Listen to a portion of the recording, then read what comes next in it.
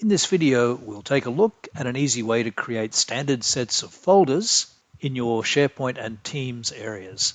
For example, this set of folders within a project document library within a SharePoint site, or this document library containing a document set for each matter, with each document set containing a standard set of folders, or this standard set of folders within a channel within a Teams site. Having a standard set of folders is a frequent requirement from business users.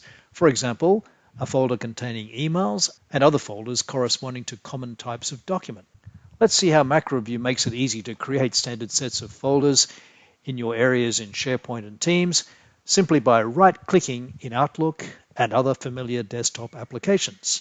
Well, here we are in Desktop Outlook. We're seeing a MacroView pane on the right of our mail window, which tells us that either MacroView DMF or MacroView Message has been installed. We're using the browse mode of that pane to see the contents of our existing SharePoint Online tenant. Within this hub site called Demo, there's a site collection called Demo Case Management, which in turn contains the SharePoint site that we saw in our first example. Let's right-click on that site, choose Provision, New Library.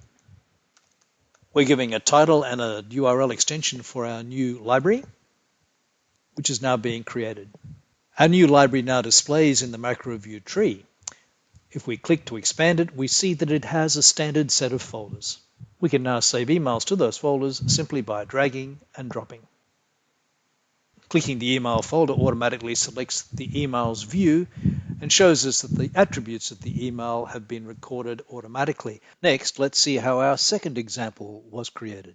If we expand this SharePoint site and look at its matters library, we see existing document sets. Let's right-click on that document library and choose Create New Matter, and from the flyout menu, Litigation.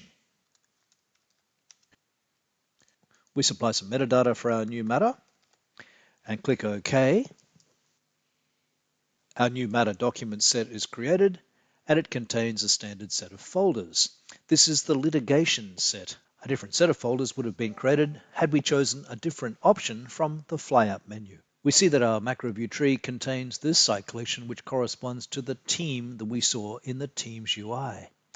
It has a documents library and the general folder, which corresponds to the general channel. If we right-click that general folder and choose New Team Project, again we see a flyout menu. Let's choose Standard Project. Again, we're prompted for metadata for our new project, and we click OK. The document set for our new project has now been created, and again, it contains a set of folders. In fact, it's a tree of folders.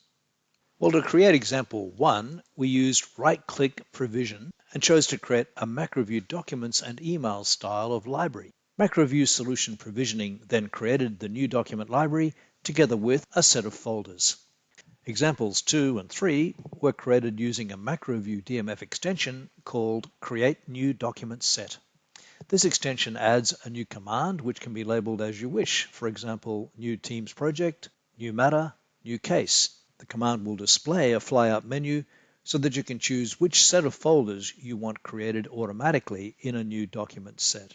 These MacroView extensions make it easy to specify and change the sets of folders that you want automatically created. To do this, you simply edit an XML file, which is stored in a SharePoint library.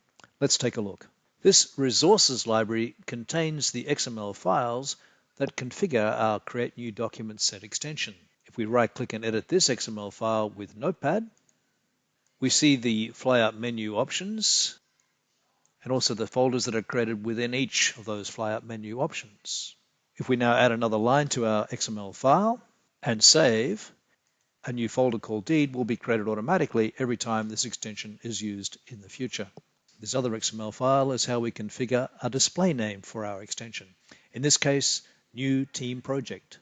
Before we finish up, let's go back to the new Matter area that we created in our Matters library. Here's an email containing an invoice from Microsoft.